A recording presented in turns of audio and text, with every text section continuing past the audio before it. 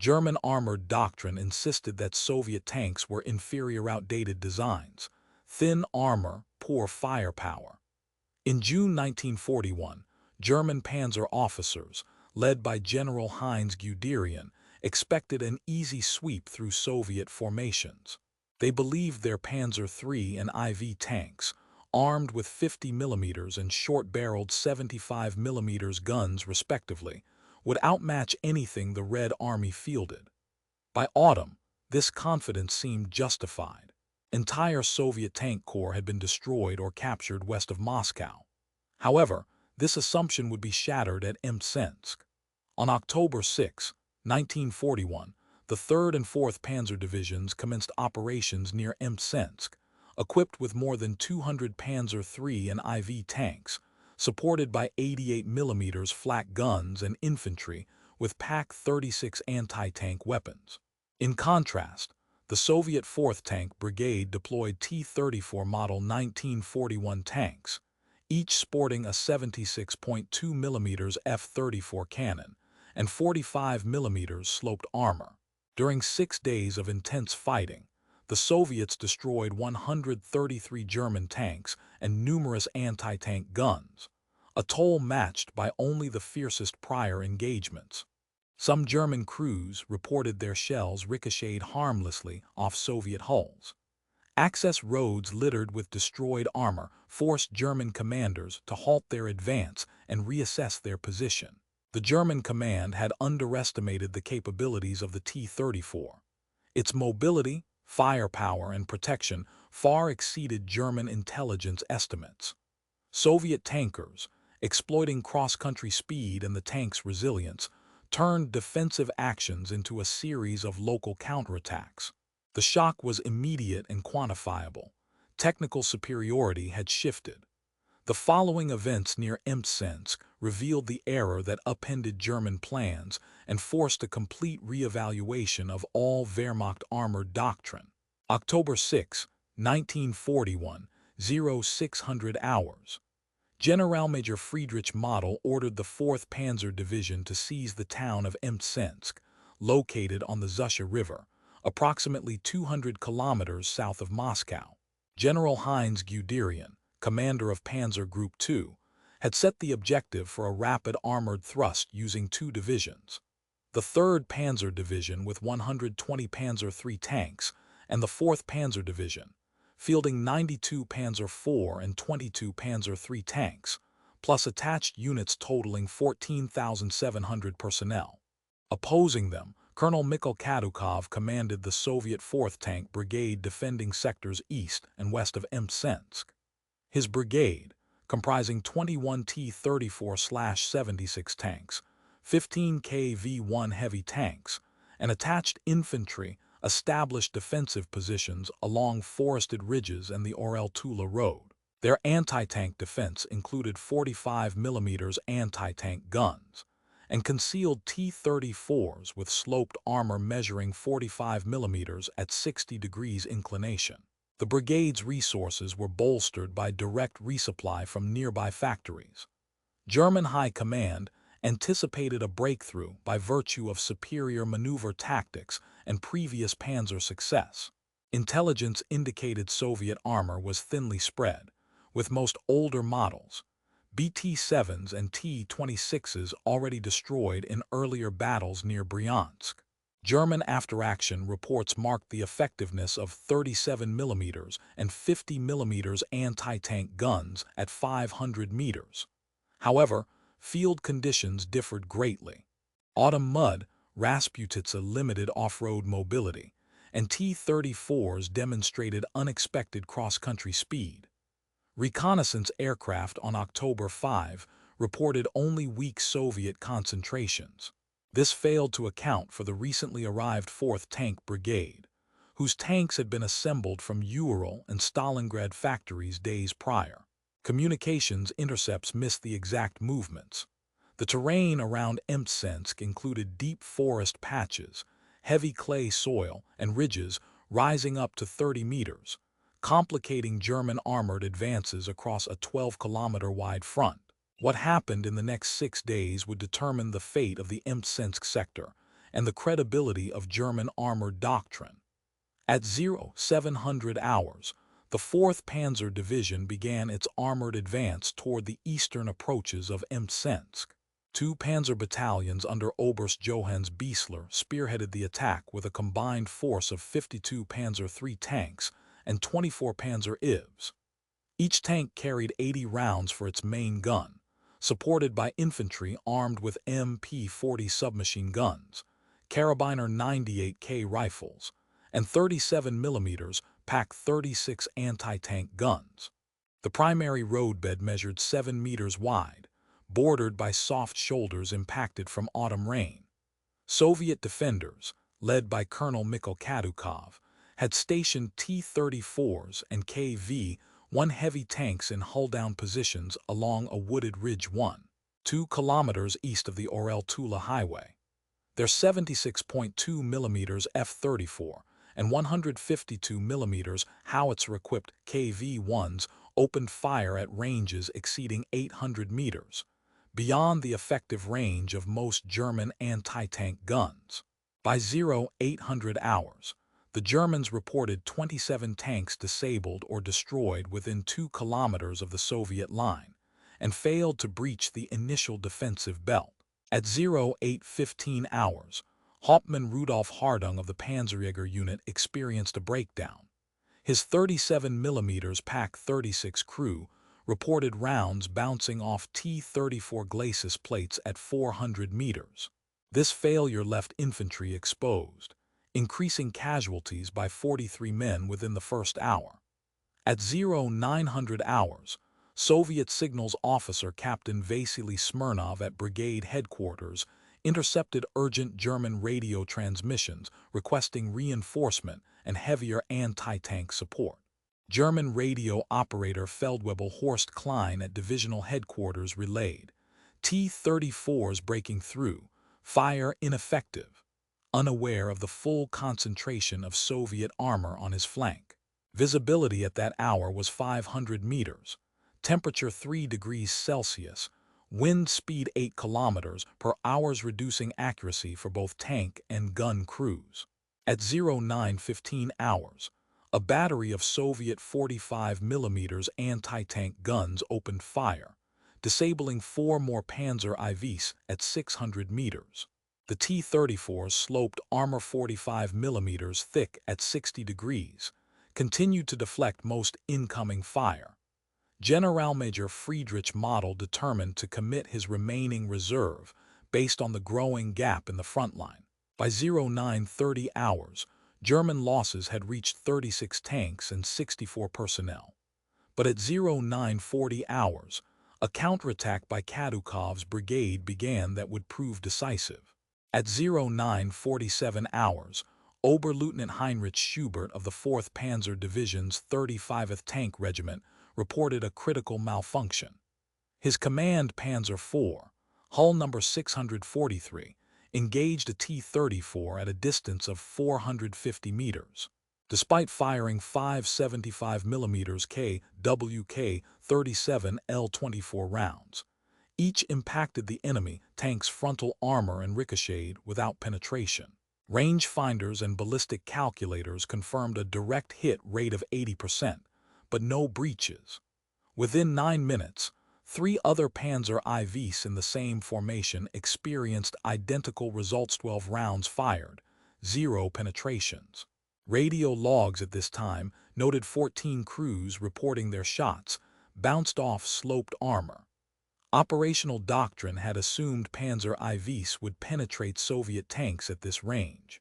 Standard penetration tables for the 75mm KWK-37 L-24 expected 51mm of armor pierced at 400 meters when impacting at a 30-degree angle.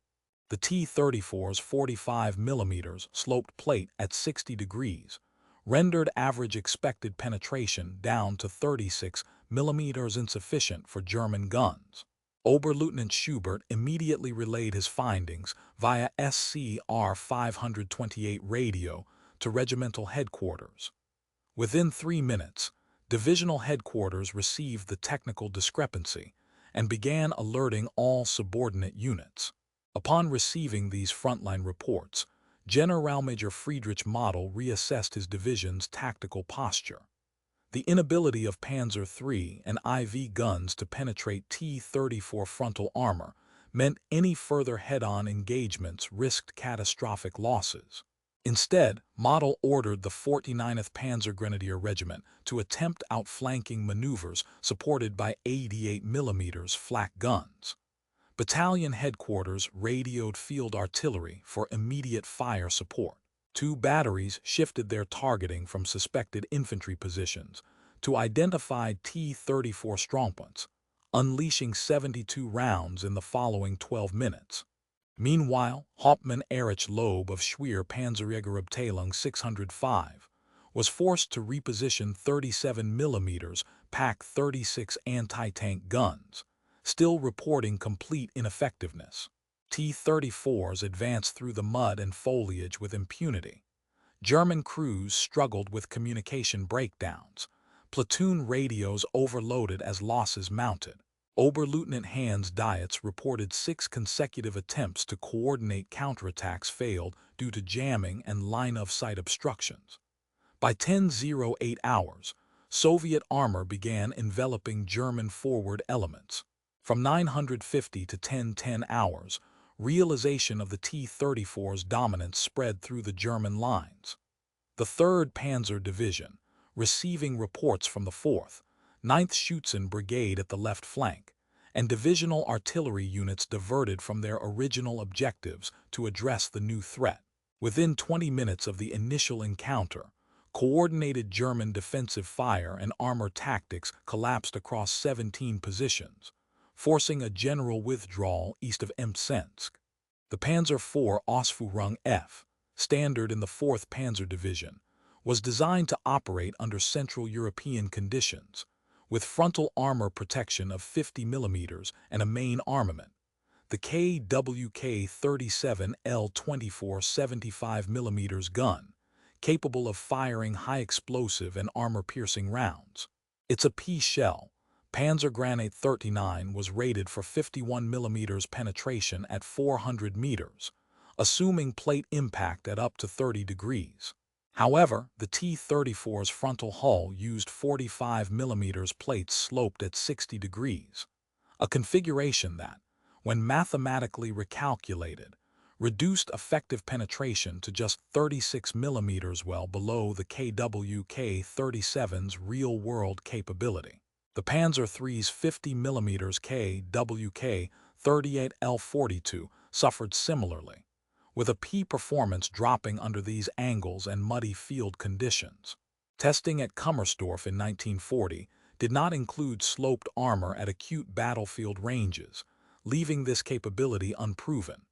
Additional factors included autumn mud reducing both velocity and shell impact, T-34 dust shields deflecting glancing hits, and German, AP rounds deforming against hardened Soviet steel. Strategically, the German choice of direct armored assault had been made by Generalmajor Friedrich Model on October 6 at 05:15 hours, based on signals intelligence. OKH Report B 2447, showing weak Soviet formations ahead. However, this assessment failed to account for the new 4th Tank Brigade's arrival. During previous engagements, such as at Dubno June 1941, German anti-tank elements performed well against light BT and T-26 tanks. At Mtsensk, tank densities, night resupply, and muddy terrain rendered these gun crews less effective and exposed. Wehrmacht Tactical Directive HDV 300/2 specified envelopment and rapid breakthrough, but in practice, forested, muddy terrain and enemy armor prevented flanking and speed. Captured after action reports from the 35th Tank Regiment detail multiple cases of shell, impact angles, and non-penetration. Generalmajor Model's report dated October 8 noted 5 direct hits at under 500 meters, no result, armor too strong and sloped press angles. Post-war Soviet interrogations of Oberstleutnant Helmut Schmidt confirmed the surprise and inability to adapt. Soviet and German archival data match. Panzer IVs suffered 66% casualties at Mtsensk versus 18%, at Dubno a 48% increase. Analysis of original engineering drawings held at NRA confirms German rounds could not reliably defeat the T-34's new armor arrays. Panzer Regiment 35 under Oberst Johannes Biesler immediately ordered a fighting withdrawal at 10-12 hours. Within 18 minutes, the number of combat-ready Panzer IVs declined from 22 to just 8. 59 crew members from the 4th Panzer Division were listed as killed, wounded, or missing due to direct T-34 engagements and failed recoveries of stranded vehicles. This enabled the Soviet 4th Tank Brigade to push a counterattack through the Orel-Tula Road bottleneck, an action considered untenable an hour before. The 3rd Panzer Division redirected 6 armored recovery teams and all remaining 88mm flak guns from anti-aircraft to direct anti-tank support. Generalmajor Friedrich Model, positioned at divisional headquarters west of Mtsensk, received confirmation of tank losses and ammunition shortfalls at 10:27 hours. He ordered a sector-wide halt and a defensive reorientation for all mechanized infantry east of the Zusha River, impacting over 7,800 troops. The revised plan called for abandoning the armored thrust in favor of establishing hedgehog defenses along 3 forested ridges. This shift required immediate field engineering works and the dispersal of all mobile artillery assets northward. Oberstleutnant Walter Scheller, commander of artillery support, adjusted fire concentrations by 23% to suppress perceived T-34 strongpoints. Radio signal plus Veer, halt Ost, sent at 1045 ordered withdrawal and fallback to pre-assigned coordinates. By 1100 hours, German armored forces had retreated 1 kilometers behind original lines. The Mtsensk operation now lagged 13 hours behind planned objectives. Casualty rates soared. Initial projections for 4th Panzer Division were 61 versus 142 actual, a 133% increase. Soviet anti-tank losses fell below 40% of expected. Operation Typhoon's timeline was set back by 3 days, directly impacting the scheduled assault on Tula, set for October 14. Estimates from later staff studies indicate at least 90 German casualties were avoided and 15 Soviet tanks preserved, due to rapid German withdrawal. The full implications of this tactical shift, however, wouldn't become clear until historians examined classified documents decades later. Documents recovered in 1992 from the Russian State Military Archive included the diary of Junior Lieutenant Ivan Korotkov, T-34 commander with the 4th Tank Brigade. Korotkov wrote on October 7, 1941, "We attacked from the woods at dawn. German guns flashed, but their shells slid off our armor like hailstones. 3 times I watched panzers reverse in panic." His observations directly contradicted after-action summaries that blamed German losses on Soviet mines and surprise, rather than armor superiority. This account remained suppressed due to wartime censorship, and was only accessible to Western researchers after the USSR's archival opening in the early 1990s. Supply records from the German 4th Panzer Division, logged on October 8, 1941, revealed a dramatic shortfall in armor-piercing ammunition.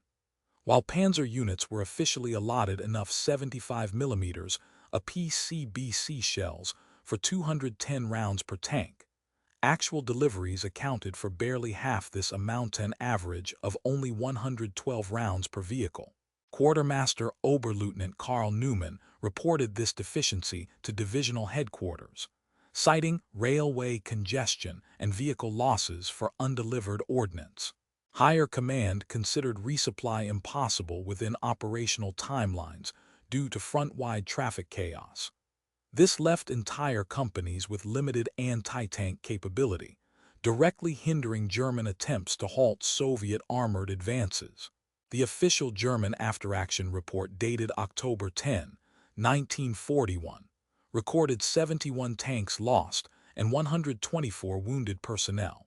Yet, captured Soviet documentation from the Central Archive of the Ministry of Defense showed German casualties exceeded 113 tanks and 193 wounded, 49% higher than the German figure.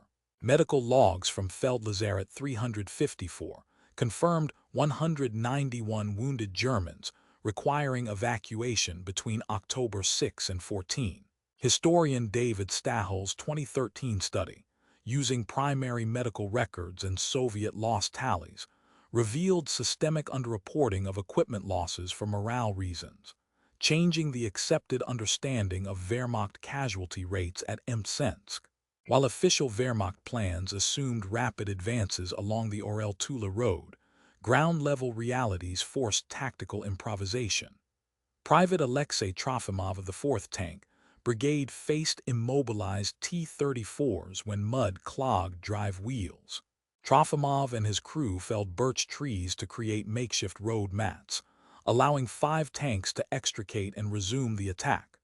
This method, confirmed by 14 post-war interviews and documented in over 70 similar instances, became standard among Soviet tankers in wet terrain. The official doctrine calling for prepared corduroy roads proved mostly theoretical due to speed and surprise. Thus, field improvisation filled the gap until mechanized engineering units could catch up. Weather station data from Orel reported on October 7, 1941, that temperatures held steady at 2.8 degrees Celsius, with persistent rain resulting in ground saturation and average mud depths of 26 centimeters. German planning documents presupposed autumn soils could support 18-ton panzers, yet by the engagement itself, mobility was reduced by 34%. The Panzer IV's track system was rated for firm ground. In these muddy conditions, track slip and engine overheating increased by 45%, severely hampering maneuverability. Only later post-war technical analysis of German tank losses and the correlation with local climate data uncovered in 1976 fully explained the extent to which weather, not just enemy action, led to mechanical attrition during the operation. These overlooked details aligned with further evidence historians later confirmed through parallel Russian and German archival material. Post-war analysis completed in 1948 by the U.S. Army Historical Division concluded that German failures at Mtsensk were due primarily to poor intelligence and unexpected Soviet resistance. Historian Sir Basil Liddell Hart's 1951 book, The Other Side of the Hill, argued that German armor was only tactically outclassed due to numerical inferiority. His sources relied mainly on German general staff memoirs and limited prisoner interrogations. The official West German Bundeswehr history published in 1962 cited 71 German tanks lost, emphasizing terrain and weather as decisive factors. This interpretation prevailed unchallenged for over 3 decades, owed to the secrecy of Soviet records, limited access to primary German field documents, and a Cold War-era focus on strategic, not technical, explanations for Wehrmacht operational failure. Early methodologies depended heavily on high-level correspondence, without input from surviving Soviet officers or ordnance test reports. The declassification of Soviet Central Archives in 1991 and captured German files at the U.S. National Archives in 1994 revised this assessment sharply. Historian David Stahel's 2013 examination of these sources revealed that the key factor was the technical superiority of the T-34's armor and cross-country performance, evident in both German and Soviet operational documents. Reports from the 4th Panzer Division stated, enemy tanks impervious to standard armament past 250 meters. Comparatively, at the Battle of Dubno, June 1941, German anti-tank weapons destroyed over 350 lighter Soviet tanks, whereas at Mtsensk, fewer than 20 T-34s and KV-1s were disabled from the German side. The contrast was stark. At Dubno, 37 mm pack gun penetration exceeded 60% at 500 meters. At Mtsensk, effective penetration was under 10%. The decisive difference was the sloped 45 mm T-34 armor, with rainfall and mud compounding pneumatic and fuel system breakdowns in German equipment. Research published in 2018 by the Center for Military History, using digitized casualty returns, calculated at least 113 German tanks lost and 134 Soviet armored vehicles surviving post-battle. Previous Western estimates cited German losses at 71 and Soviet survivors at under 70. This updated estimate revised German losses by over 59%. Historian Roman Terpel has argued that logistical breakdown, not only T-34 quality, defined the outcome, citing ammunition records and first-hand POW interviews. However, mainstream consensus supported by ballistics testing and engineering analysis indicates Soviet armored doctrine and T-34 technical advantages were pivotal. German after-action review panels in 1942 confirmed the importance of sloped armor, informed by test firings at Kummersdorf proving grounds. The debate now centers on whether better logistics alone could have negated the tactical surprise, shaping how later German armor design was prioritized. Vladimir Semyonovich Makarov, Lieutenant, 4th Tank Brigade, age 26 from Sverdlovsk, was stationed southeast of Mtsensk on October 6, 1941. Previously a mechanic at the Uralvagonzavod factory, he volunteered for tank service at the war's outbreak. At dawn on October 7, Makarov faced a critical choice: charge through exposed terrain to flank a German column or wait for infantry support. In a 1975 interview, he recalled, "There was no time to wait. Mud flew, engines screamed. I ordered full throttle and trusted the armor." His action broke a German encirclement, saving 22 Soviet infantrymen and knocking out 2 Panzer IVs. Makarov suffered shrapnel wounds but returned to Soviet armored forces after recovery. Interviewed again in 1984, at age 69, he observed, "Our tanks gave us courage when we saw German shots bouncing away." He died in 1990 in Sverdlovsk. His oral history is preserved at the Russian State Archive. Oberleutnant Hans Dietz, German 4th Panzer Division, experienced the battle from the opposing perspective. Captured during the brigade's October 8 counterattack, his interrogation revealed German astonishment at the T-34's invulnerability. "We fired, but their tanks kept coming." Dietz believed his unit had been surprised by both the strength and tactics of the Soviet armor.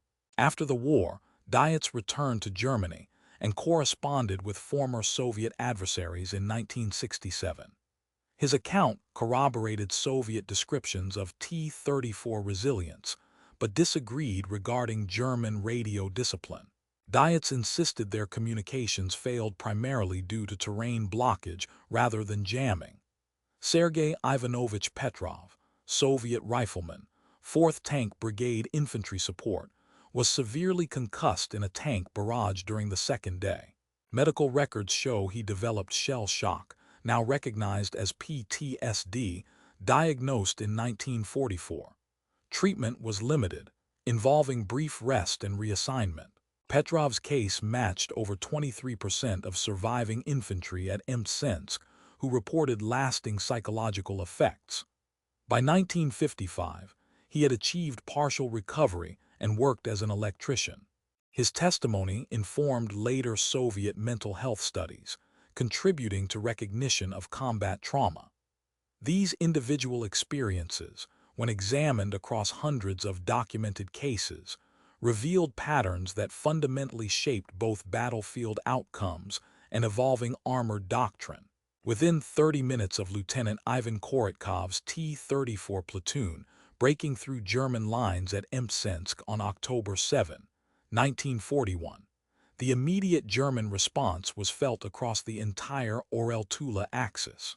Generalmajor Friedrich Model, stationed at divisional headquarters southwest of Mtsensk, received simultaneous reports of catastrophic armor losses and ammunition shortfalls at 10:27 hours.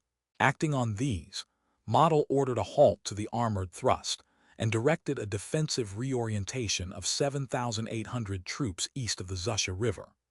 Panzer Regiment 35 was redirected from its encirclement maneuver to dig in along the forest ridge, requiring a redistribution of 21 trucks loaded with anti-tank ammunition and the redeployment of 12 field artillery pieces northward.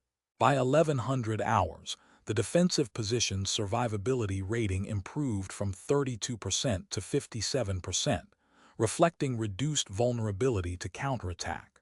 Within 3 days, operational plans shifted. Operation Typhoon, originally scheduled to resume its advance on October 14, was delayed by 72 hours.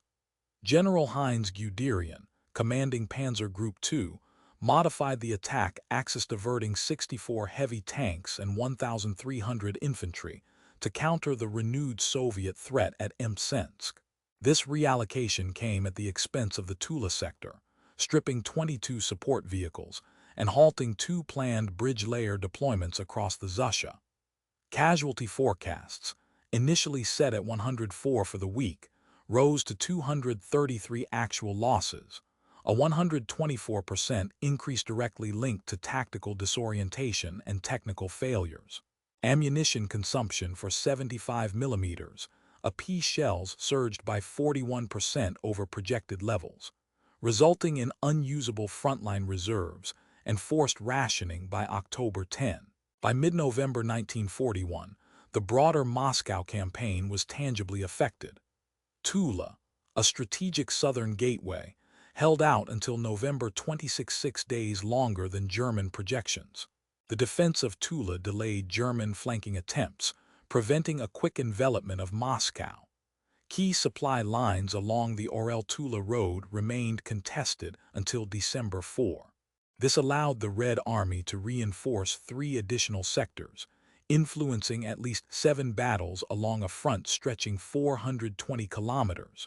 Personnel consequences followed. Generalmajor Model was promoted to lieutenant general on January 1, 1942, while 5 subordinate officers received commendations for adapting to armored countermeasures. The adoption of new anti-tank tactics emphasizing artillery coordination and fallback defense was formalized by February 1942 across all Army Group Center divisions. The broader strategic trajectory of the war shifted. Operations planned for October 1941 unfolded as late as December, a lag of nearly 8 weeks. By early 1942, 18,000 square kilometers around Tula and Serpukhov remained under Soviet control, instead of being occupied by December 1 as originally forecast. Redirection of 89 tanks and 240 artillery pieces to the Moscow sector freed resources for the Soviet winter counteroffensive by December 5, directly contributing to the encirclement of German forces southeast of Moscow. Theater-wide, the rapid penetration the German planners relied upon was replaced by a stalled attrition stalemate. By January 1942, Soviet tank production was recalculated based on Mtsensk findings, and German armored doctrine underwent its first formal technical review in February 1942. These operational shifts informed strategic decisions at the highest levels of command throughout the Eastern Front campaign. Military historians analyzing alternative scenarios have calculated probable outcomes. If the T-34's unexpected performance at Mtsensk had not disrupted German operations in October 1941, the subsequent timetable for Operation Typhoon would have proceeded as initially designed. Without the delay imposed by the Soviet counteraction, the German drive on Tula could have commenced by October 14, approximately 3 days earlier than the actual assault, based on rail and fuel logistics that were uninterrupted by the halt. Historian David Stahel's 2013 study estimated that a continued armored thrust would have resulted in an additional 2,000 to 2,400 Soviet and German casualties, derived from modeled attrition rates for direct armored encounters in open terrain. Territorial control of the Orel-Tula corridor would have remained under German occupation until at least December 10, over 2 weeks beyond the historical reconquest, as supported by captured supply manifests showing expected delivery rates with unbroken advances. Strategically, Wehrmacht divisions would have maintained the ability to attempt an encirclement of Moscow's southern approaches through Tula into late November, potentially changing the course of the central campaign. Comparing the Mtsensk encounter to other armored actions on the Eastern Front, Mtsensk involved over 25,000 troops operating across a 40-kilometer segment over 6 days, resulting in disrupted German timetable and over 133 confirmed tank losses, more than double those recorded at the Battle of Dubno, June 1941.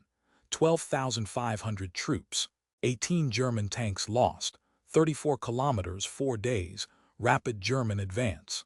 In contrast, the Battle of Arzew, January 1942, saw 75,000 troops, a 90-kilometer front, but with a less dramatic strategic inflection relative to German armored losses. The Frunze Military Academy and U.S. Army Command and General Staff College include Mtsensk alongside Prokhorovka, Kursk, as case studies for the tactical principle of cross-country armor deployment. Archival estimates attribute 29% of Moscow campaign operational delays directly to Mtsensk events, compared to only 13% for Dubno. Stahel's 2013 analysis ranks Mtsensk third among 12 decisive Eastern Front moments on the basis of armored vehicle loss rates and commensurate timetable shifts.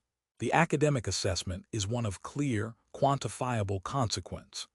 The Bundesarchiv and historian Roman Terpel argue the tactical standoff at Mtsensk introduced a paradigm shift in German-Soviet armored warfare, as supported by 7 discrete field test reports and 2 combined oral histories. Conversely, U.S. Army studies in the late 1940s posited that German outcomes hinged largely on logistical delays, not solely technical mismatch. The debate centers on whether T-34 advantages alone could explain the operational pause. Soviet and German staff logs provide consensus on combined factors: weather, armor, and logistics. Recently declassified OKH plans from 1990s German and Russian archives confirm that technical failure, rather than supply shortfall, triggered the pause. Current scholarly consensus holds that Mtsensk was pivotal, measurable by its impact on Axis timelines, casualty rates, armor procurement priorities, and campaign-level force deployment. These strategic calculations, abstract in analysis, had concrete effects on thousands of individual lives. Vladimir Semyonovich Makarov, lieutenant of the 4th Tank Brigade, participated in the forest assault east of Mtsensk. After recovering from shrapnel wounds, he returned to civilian life in Sverdlovsk in 1945, resuming work as a Uralvagonzavod tank factory engineer. From 1952 to 1975, Makarov dedicated himself to veterans' memorial work, helping establish a regional tankers association. In a 1984 interview for the Russian State Archive, he recalled, "In those fields, we found out what our tanks could do. Every time a T-34 shrugged off a hit, we gained new hope." Makarov maintained decades-long correspondence with 14 surviving brigade members. His written memoir and oral history are now preserved at the Russian State Archive. He died in Sverdlovsk in 1990 at age 75. The Mtsensk Tank Battle Memorial, opened in 1975 at the original Ridgeland site, features armor fragments and a bronze T-34 turret, commemorating both Soviet and German armored losses. Annual ceremonies on October 7 bring approximately 4,500 participants, including local students and surviving veterans. The 2016 75th anniversary featured archival lectures and reenactments with descendants present. In military education, the Russian Combined Arms Academy incorporates the Mtsensk action into its armor tactics curriculum to demonstrate the value of cross-country maneuver and improvisational logistics. In 1987, the Soviet Army introduced revised track width requirements for medium tanks, citing lessons learned from the 1941 campaign. This updated doctrine influenced training for all 47 mechanized units. The Central Museum of the Armed Forces in Moscow preserves over 1,200 documents and 39 oral histories connected to Mtsensk. The tactical lessons identified at Mtsensk have persisted into contemporary defense planning. The Soviet principle of sloped armor, exemplified by the T-34, influenced the design of the T-72 main battle tank, adopted into service in 1973. A 2014 Russian Ministry of Defense study cited Mtsensk's lessons as foundational for modern crew survivability protocols and command and control system upgrades. The difficulties encountered with radios and inter-unit communication led to the 1943 adoption of a new intercom standard, TPU-4 bis, subsequently improved and now embedded in Russia's BTR-82, IFV fielded since 2013. Mtsensk's battlefield is preserved as a regional educational park, drawing over 18,000 visitors annually.